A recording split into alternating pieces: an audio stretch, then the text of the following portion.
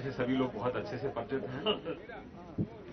मैं आग्रह करूंगा प्रकाश जी से कि वो अपने विषय पर। आज भारतीय जनता पार्टी की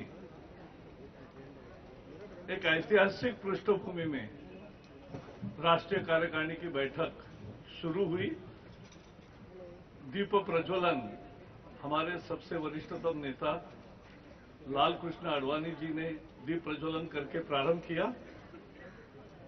मनोज तिवारी जो हमारे दिल्ली के अध्यक्ष हैं, उन्होंने जिक्र किया स्वागत करते समय कि वो सभी झुग्गियों में और बस्तियों में घूम रहे हैं, तो जो केंद्र सरकार के पैसे से टॉयलेट्स बने हैं, दिल्ली सरकार ने उसके नल भी काट लिए हैं, पानी का कनेक्शन अनेक जगह नहीं दिया है। तो वो अनुभव जो उनको आए वो भी उन्होंने बताए। कोझिकोड के बाद ये 3 महीने के बाद बैठक हुई है और इस बैठक में अध्यक्ष जी के भाषण के बाद पूरे पार्लियामेंट्री बोर्ड ने, प्रधानमंत्री जी ने जो ऐतिहासिक फैसले इन दिनों किए, उसके लिए सब मंच पर आकर उनका भव्य स्वागत किया और पूरे सभागृह ने स्टैंडिंग ओवेशन दी प्रधानमंत्री जी को, क्योंकि और जिसका जिक्र शुरू में ही अध्यक्ष जी ने किया कि दो ऐतिहासिक फैसले, एक कोझिकोड के बाद जो लिए गए, एक उरी की घटना का दर्द कोझिकोड में था। उरी के सैनिक कैंप पर जो हमला हुआ और 12 जवान शहीद हुए, और पहली दफा भारत ने सीमा लांघकर इतनी विस्तृत कार्रवाई की, सर्जिकल स्ट्राइक किया कि पूरे दुनिया ने भारत का लोहा माना और भारत का नया रूप लोगों ने समझ लिया। एक परम शौर्य का ये विषय था और ये सर्जिकल स्ट्राइक भारत का आतंकवाद को जवाब है, क्योंकि भारतीय जनता पार्टी ने हमेशा आतंकवाद के प्रति जीरो टॉलरेंस की बात करी और उसको करके दिखाया, और इसलिए पूरे देश ने जिसका स्वागत किया। दुर्भाग्य से विपक्षी दल के नेता अब समझ नहीं पा रहे कि क्या प्रतिक्रिया दे, तो इसलिए एक नेता ने खून की दलाली का बात की। दलाली तो उनको ही प्यारी है, लेकिन खून की दलाली की बात की, बहुत गंदी बात। और एक नेता तो सबूत मांग रहे थे। दुनिया में ऐसा कहीं कभी नहीं होता है, सेना पर इस तरह से अविश्वास जनता को कभी रास नहीं आया। दूसरा फैसला विमुद्रीकरण का, 500 और 1000 के नोट, लगभग 86% करेंसी विमुद्रीकरण करना, डिमोनेटाइज करना और चलन से उसको विड्रॉ करना, ये एक साहसिक कदम होता है, एक ऐतिहासिक फैसला था, क्योंकि अध्यक्ष जी ने ये कहा कि हमें जनता ने जिस विश्वास और आशा से बहुमत दिया था, वो बहुमत केवल देश चलाने के लिए नहीं दिया, देश की तस्वीर बदलने के लिए, गरीब का भाग्य अच्छा करने के लिए, गरीब के झोली में ज्यादा कल्याणकारी योजनाओं का उसको सौगात मिले, इसके लिए दिया है। गरीब को न्याय देने के लिए हमें ये जनादेश मिला है, और इसलिए ये विमुद्रीकरण का जो फैसला था बहुत लोगों ने सराहा। गरीब इसके पक्ष में खड़ा रहा और इसके अनेक परिणाम अब सामने आ रहे हैं। जितना भी पैसा बैंक में आया, वो सारा पैसा अब किसने दिया, कैसे दिया, कहां से आया, ये सब उसकी जानकारी अब है। तो काले धन पर प्रहार हुआ है, जाली नोट खत्म हुए हैं। मैं एक जोड़ रहा हूं कि जाली नोट पर इतना परिणाम हुआ कि जाली नोट छापने वाला जो पाकिस्तान में मुखिया था, उसने आत्महत्या कर ली। तो यहां तक जाली नोटों के खिलाफ एक जबरदस्त धक्का जाली नोट के सारे कारोबार को लगा। ड्रग्स का कारोबार पूरा प्रभावित रहा। नक्सलवाद के कार्रवाइयों में कमी इसलिए आई कि उनके संसाधनों में बहुत ज्यादा उनके संसाधन बर्बाद हो गए। आतंकवाद के खिलाफ आतंकवादियों ने जो पैसा लाया था उसका भी पर्दाफाश हो गया और उस पर भी परिणाम हुआ। देश के लिए सब परिणाम अच्छे हैं और भ्रष्टाचार पर एक जबरदस्त आघात हुआ है, क्योंकि now every money is accounted for. हर पैसे का हिसाब हो गया और ये हिसाब जो हो गया है इससे कर चोरी रुकेगी। और अध्यक्ष जी ने ये कहा कि पिछले 10 साल के बजट में अगर विश्लेषण करें तो सही विकास के लिए 4,20,000, 4,10,000 करोड़ से 4,70,000 करोड़ तक की ही राशि मिलती है। 4,10,000, 4,10,000 crore to 4,70,000 crores actually available for new developmental projects. अब जिस देश का बजट 18 लाख करोड़ का हो, 19 लाख करोड़ का हो और उसमें केवल इतनी रकम मिलती है कम, तो ये इसलिए होता है क्योंकि पूरे करों की रकम वसूली नहीं जाती है और कर पूरे जमा नहीं होते। और इसलिए ये आज काले धन पर जो प्रहार हुआ है और उसके कारण पैसे पैसे का हिसाब हो रहा है, देश में लेस कैश के तरफ जो जबरदस्त गति से प्रवास हो रहा है, उसके कारण अब हर ट्रांजैक्शन डिजिटल हो रहा है और हर ट्रांजैक्शन का हिसाब भी मिल रहा है। तो करों में वृद्धि होगी, क्योंकि जब सरकार के पास विकास के लिए ज्यादा पैसा होगा तभी गरीब का कल्याण होगा। ये बहुत महत्वपूर्ण लॉजिक अध्यक्ष जी ने बहुत साफ तरीके से स्पष्ट किया और ये एक नया पहलू था, क्योंकि ये चर्चा में बहुत कम आया है। लेकिन ये the available money for real developmental works, new developmental works is in the range of 4 to 5 lakh crore. If you don't increase, you will only rule the way earlier rulers have ruled, but you can't make a real difference to the India's growth story. And therefore, ये एक करना चाहिए। ये उन्होंने इसका एक बहुत महत्वपूर्ण आयाम को स्पष्ट किया। उन्होंने एक और भी कहा कि केवल जनप्रिय एक टेम्पररी पॉपुलैरिटी के लिए नहीं, दीर्घकालीन जनहित के लिए निर्णय लेने पड़ते हैं। Decisions have to be taken in the real interest of the country, people and particularly the poor section of society with a long term view, not for a temporary view. और इसमें उन्होंने जनता को बहुत आभार व्यक्त किया कि जनता पूरी साथ दिया इस निर्णय का। हां, प्रधानमंत्री ने कहा था 50 दिन थोड़ी तकलीफ होगी, थोड़ी हुई, लोगों को कतार में लगना पड़ा। लेकिन आपने देखा होगा कि पहले तो, अब ये मैं कह रहा हूं कि पहले तो 50 साल कांग्रेस ने दूध के लिए भी कतार में खड़ा किया, राखेल के लिए भी खड़ा किया, राशन के लिए भी खड़ा किया, और उसके बाद हर चीज के लिए लाइन लगती थी। वो लाइनें अटल जी के समय से खत्म होनी शुरू हो गई और वो अभी खत्म हो गई।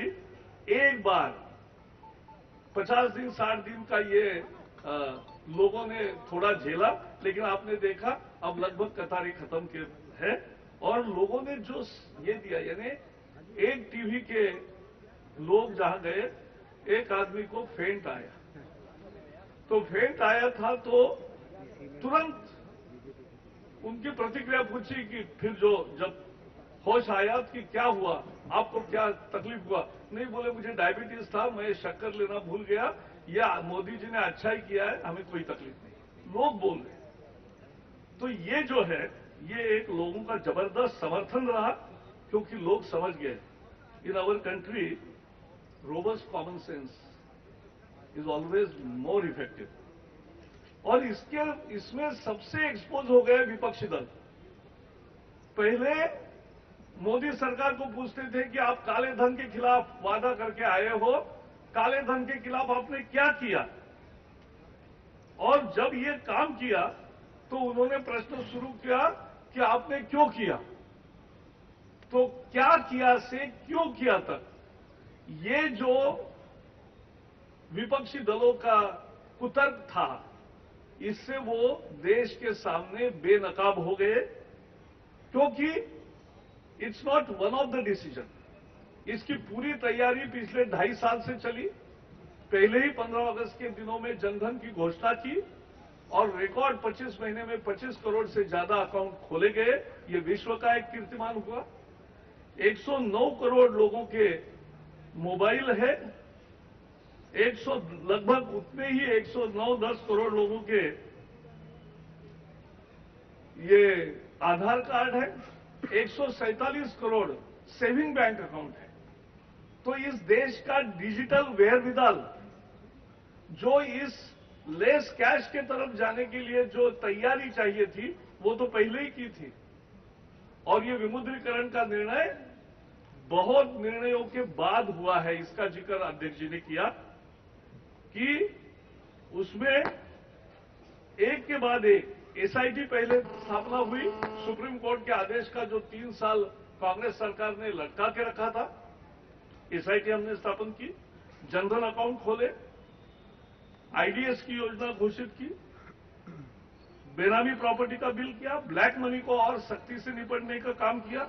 सिंगापुर, मॉरिशस और साइप्रस, जहां से ब्लैक मनी फिर से भारत में आता था, वो रूट्स लगभग बंद कर दिए। तो एक के बाद एक फैसले किए और उन फैसलों के कारण ये आज हुआ है। और जनता का साथ आखिर चुनाव में ही समझता है। जितने सर्वे हुए उसमें विमुद्रीकरण का मुद्दा हर सर्वे में उठाया गया था। Every survey that has been conducted in all the 5 states and even nationwide surveys were carried out after demonetization, and every survey has given overwhelming people's support for this historic decision. और विपक्षी इतना expose हो गए कि समझ नहीं रहे वो कि जो कुछ दलों का गरीब का रुझान उन पार्टियों के तरफ था इतिहास के कारण, वो गरीब का प्लैंक उनके हाथ से निकल गया और आज गरीब मोदी जी के साथ, भारतीय जनता पार्टी के साथ, इस निर्णय के साथ खड़ा है। इसका भी उन्होंने जिक्र किया।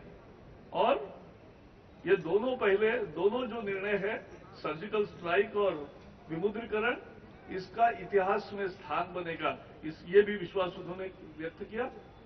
पैरेलल इकोनॉमी खत्म करने के लिए जनता आई और भीम का आज के दिन 70 लाख डाउनलोड हो गए और लाखों ट्रांजैक्शंस हो गए।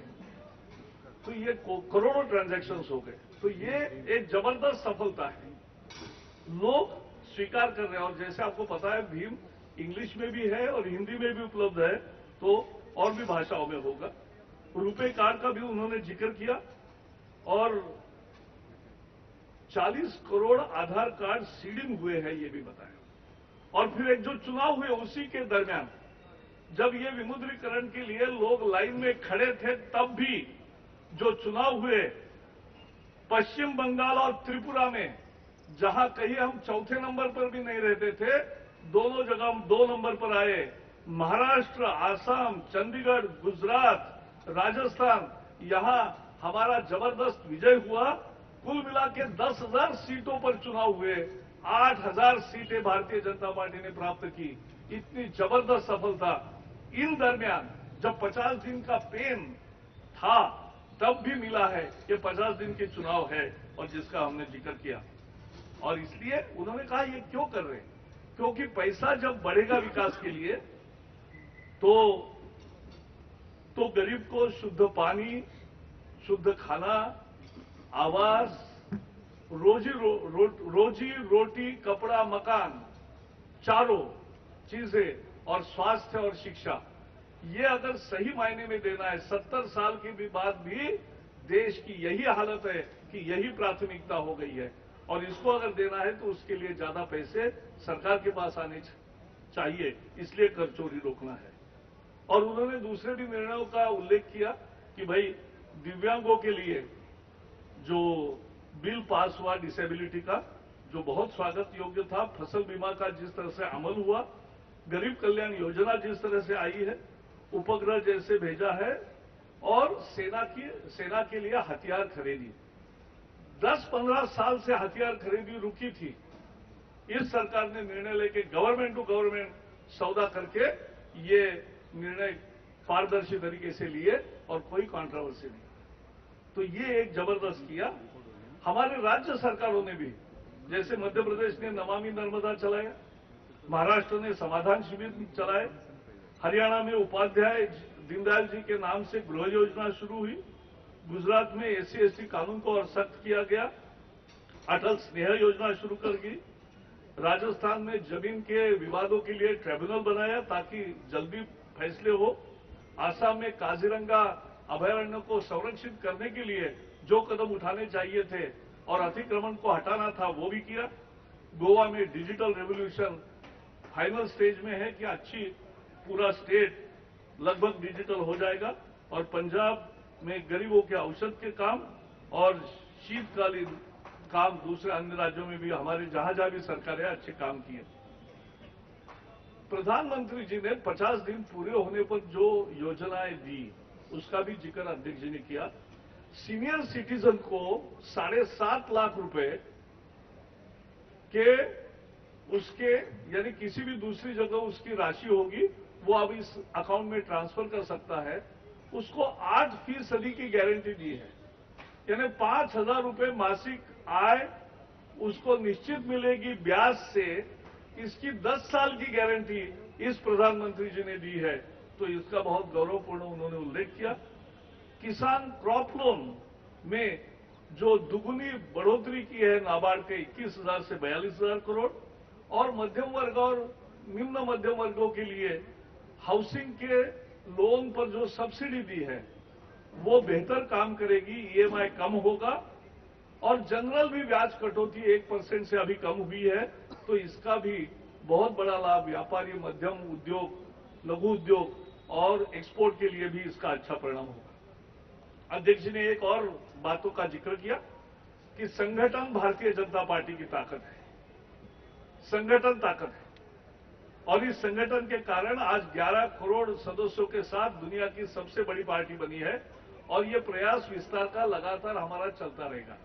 इसलिए 2 काम किए, एक डिसिप्लिन लाई कि अभी राष्ट्रीय कार्य समिति की बैठक हुई, 1 सप्ताह में राज्यों में सभी राज्यों में कार्य समिति की बैठक होगी राज्यों की, उसके 1 सप्ताह में तुरंत सभी जिला कार्य समितियों की बैठक होती है, और 1 सप्ताह में मंडल समिति, इसका रिव्यू लिया गया। पिछले 3 बैठकों के बाद जो हुआ है, तो स्टेट बैठकें हर जगह 100% ऑडियो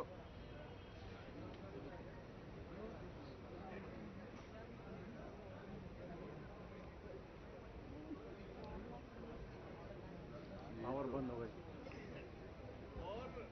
नहीं आएगा सर।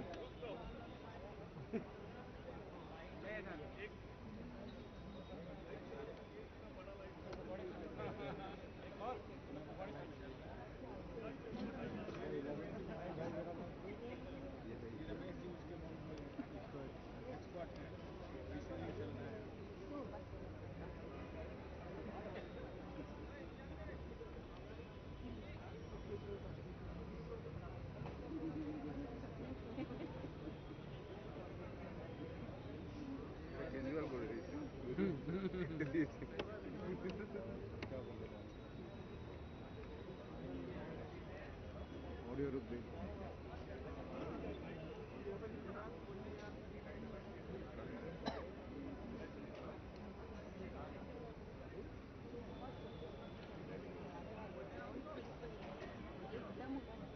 टेक्निकल ग्लिच है।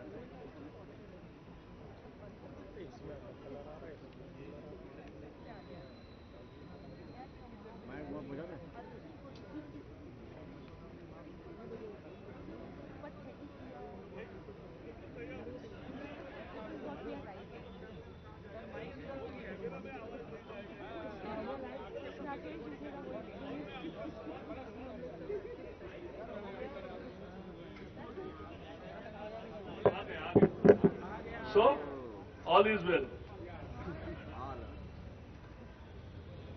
तो जिला स्तर पे जो बैठकें होती है 2 सप्ताह में, वो 98% हुई, और जो मंडल स्तर पे यानी मोर देन 10,000 मंडल्स, वहां 87% होती है। तो एक महीने में पूरे देश के सारी इकाइयों की बैठक होकर जो मैसेज हम जनता तक पहुंचाना चाहते, वो बहुत प्रभावी तरीके से करोड़ों कार्यकर्ताओं के माध्यम से पहुंचता है। दूसरा एक उन्होंने कहा, और जिसका जिक्र बहुत महत्वपूर्ण है, यह वर्ष दीनदयाल जी का जन्मशती का वर्ष है और हम एक लोक कल्याण वर्ष के रूप में मना रहे हैं, और इसमें पार्टी का विस्तार भी एक कार्यक्रम है। और इसलिए आज तक जो आंकड़े आए, क्योंकि 10 राज्यों के आंकड़े अभी आने बाकी है, लेकिन हमने एक योजना शुरू की थी कि कार्यकर्ता दीनदयाल जी का आदर्श रख के कुछ समय दे दे, समय का दान करे, बाकी दान ना करे, समय का दान करे। तो समय दान में 1,60,000 कार्यकर्ताओं ने 15 दिन एक बूथ पर जाकर वहां की सारी व्यवस्था सुचारू करने का चैलेंज लिया है। जहां बूथों पर ठीक व्यवस्था नहीं है, वो बूथ पर जाकर 1,60,000 कार्यकर्ता करेंगे। 6 महीने देने की भी एक कार्यक्रम था। लगभग 2,000 कार्यकर्ता, जहां भारतीय जनता पार्टी की ज्यादा ताकत नहीं है, ऐसे कुछ ज्योग्राफिकल इलाके हैं, तो वहां जाकर 6 महीने रहेंगे और वहां संगठन को सुचारू रूप में स्थापित करेंगे। और दूसरा, 2031 कार्यकर्ता ऐसे हैं जो 1 साल देंगे, और जो भी लोकसभा सीट हम हारे हैं 14 में, ज्यादा नहीं हारे, थोड़े ही हारे, लेकिन जो भी हारे, वहां जाकर 1 साल ये कार्यकर्ता 2,000 कार्यकर्ता रहेंगे। अब इसका मतलब लगभग एक ऐसे क्षेत्र में 200 एक क्षेत्र में 10 से ज्यादा लोग होंगे, क्योंकि 200 ही लगभग क्षेत्र है कि जहां भारतीय जनता पार्टी और एनडीए नहीं जीता है। तो वहां जाकर वो 10 कार्यकर्ता उस एक क्षेत्र में जाकर उस लोकसभा क्षेत्र को अगले चुनाव के लिए तैयार करेंगे। ये भी हमने साथ काम किया है। अध्यक्ष ने एक और जिक्र किया कि आखिर चुनाव के सुधार एक महत्वपूर्ण पहल है, और इसलिए चुनाव सुधार के लिए एक साथ चुनाव हो, इसका बहुत महत्व है। और इसलिए पार्टी ने एक कमेटी स्थापना की है, वो भी अपना रिपोर्ट अभी जनता के सामने रखेगी। लेकिन चुनाव एक साथ हो, इसके लिए सभी पार्टी देश हित में विचार करें और एक निर्णय पर आए, ये भी उन्होंने आग्रह किया, सबको आह्वान किया। तो ये एक हुआ। और जो 5 चुनाव अभी आ रहे, उसके बारे में उन्होंने अहम घोषणाएं की। उन्होंने विश्वास व्यक्त किया कि 5 चुनाव हम जीतेंगे, और उत्तर प्रदेश में गुंडागर्दी, जमीन का कब्जा, कानून व्यवस्था, भ्रष्टाचार, इसके खिलाफ जनता बहुत त्रस्त है इससे, और इसलिए इसके खिलाफ और विकास के लिए भारतीय जनता पार्टी को पूर्ण बहुमत से उत्तर प्रदेश में विजय मिलेगा और हम निश्चित जीतेंगे, ये विश्वास उन्होंने व्यक्त किया। उत्तराखंड में जिस तरह से परिवर्तन यात्रा को सफलता मिल रही है और सभी जिस तरह से लोग अपने अपने जानकारी, और जहां वो रिपोर्टर्स वगैरह का भी रिपोर्ट आ रहा है, तो सब चैनल्स भी बता रहे हैं कि उत्तराखंड में ये बिल्कुल भारतीय जनता पार्टी जीतेगी, एक जबरदस्त परिवर्तन होगा। पंजाब और गोवा 2 हमारे अभी राज्य है, हमारी सरकारें हैं। पंजाब में भी बूथ सम्मेलनों को जिस तरह से मिला है, और लोग जो पहले तस्वीर बता रहे थे और अब इतना फर्क आया, तो वहां भी और गोवा में संकल्प यात्रा को जो समर्थन मिल रहा है, गोवा हम 100% जीतेंगे। तो ये, और मणिपुर हमारे लिए बहुत अहम महत्व रखता है, क्योंकि वहां 15 साल इबोबी सिंह की जिस तरह से कांग्रेस की सरकार चली है, सबसे भ्रष्ट, सबसे जनविरोधी ऐसी सरकार चली है कि जो सरकार खुद के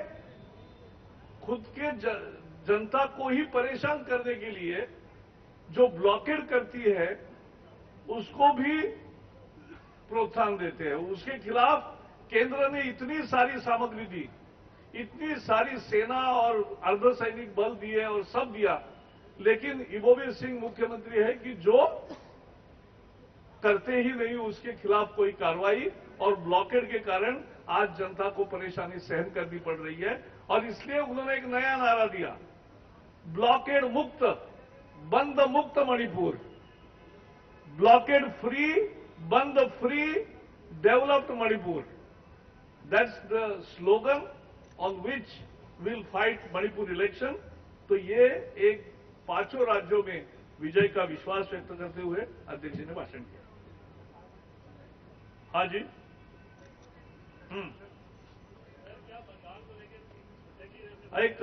एक छोटा उल्लेख है, चुनाव का जब पुनर्रचना करें, चुनाव एक साथ हो, क्योंकि आखिर चुनावी चंदे में पारदर्शिता लाने की बात महत्वपूर्ण है।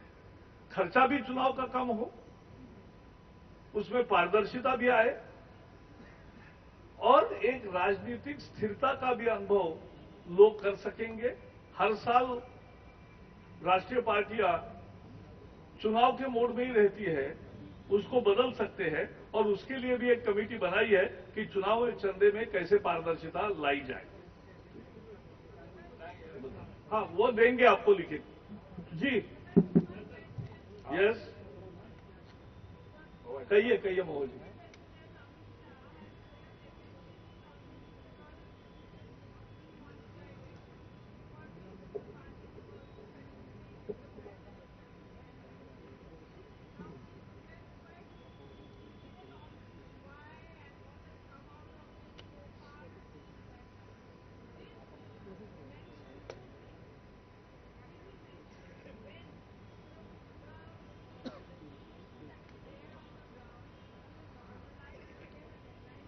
He has already said, हाँ,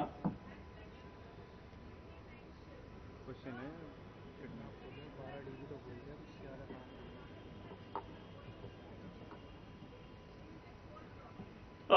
महुआ जी ने जो पूछा तो उसका जवाब इतना ही है कि अध्यक्ष जी ने पहले ही, संवेदनशील पार्टी के अध्यक्ष है तो जनता को पहले ही प्रधानमंत्री जी ने कहा था कि 50 दिन होगा, और आप देख रहे हैं कि कतारें अभी एकदम घट गई है और इट इज वेनिंग अवे। तो वो मिजरीज या तकलीफ थी वो बहुत जल्द कम हो रही है, और कम हो रही है प्रत्यक्ष रीति में, कम होती जाएगी, तो इसमें कोई दिक्कत नहीं।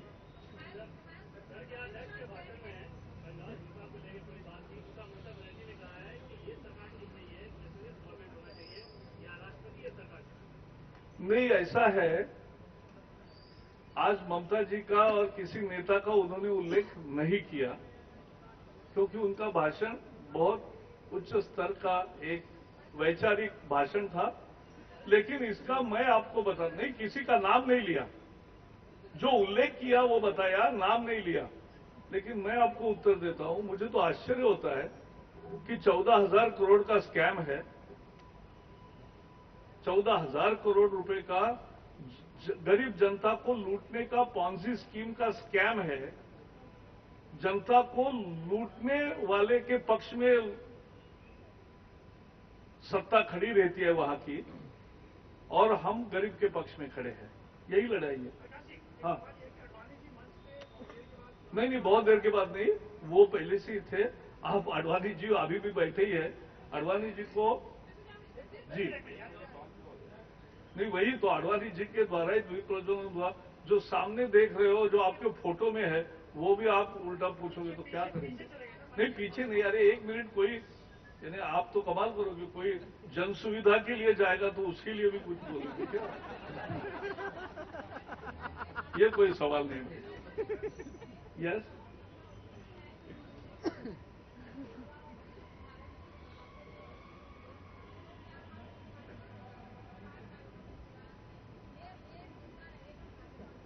ऐसा है, जनता का कल्याण और राज्यों का विकास, यही हमारा मुद्दा है।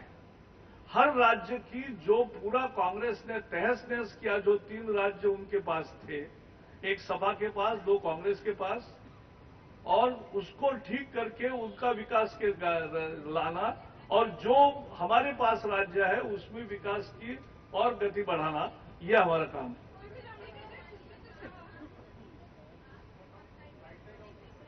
हाँ, यस। अरे कुछ ये रेफरेंडम है कि नहीं, ये जरा निर्णय आने दो, और निर्णय के बाद आपको सभी आजादी होती है। कुछ आपके लिए रखते हैं ना विश्लेषण के लिए।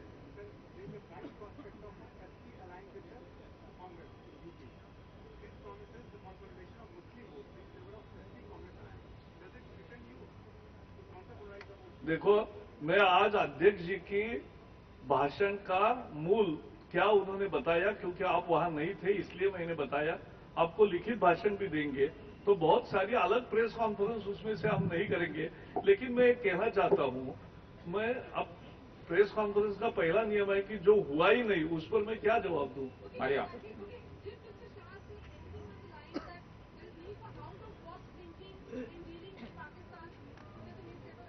उन्होंने पाकिस्तान का नाम भी नहीं लिया, लेकिन उन्होंने सीमा पर जो हमने कार्रवाई की, सेना ने सर्जिकल स्ट्राइक किया, उसका विश्लेषण किया, और ये भारत की बिल्कुल प्रतिबद्धता उन्होंने फिर से जताई कि हम आतंकवाद के प्रति जीरो टॉलरेंस की ही हमारी पहले से पॉलिसी रही है, आगे भी रहेगी।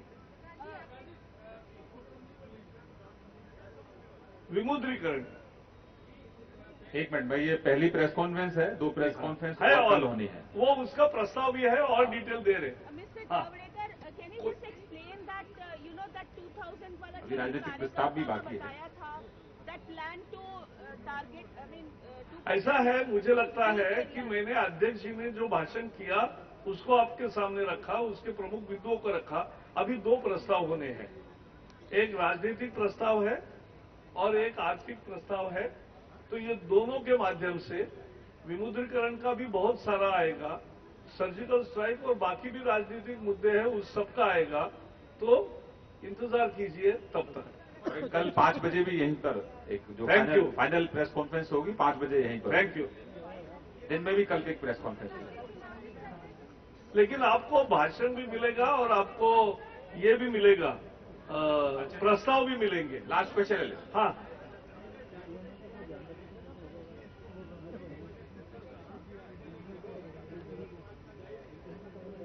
हाँ, तो उसकी तारीख 1 फरवरी है। बजट पहले लीक करना कानूनन गुनाह है।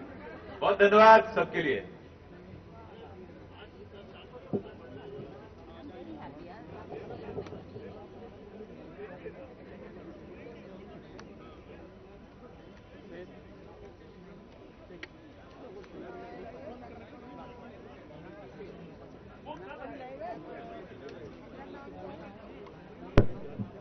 प्रस्ताव जो होगा वो आप सबको मिलेगा, उसकी अलग प्रेस कॉन्फ्रेंस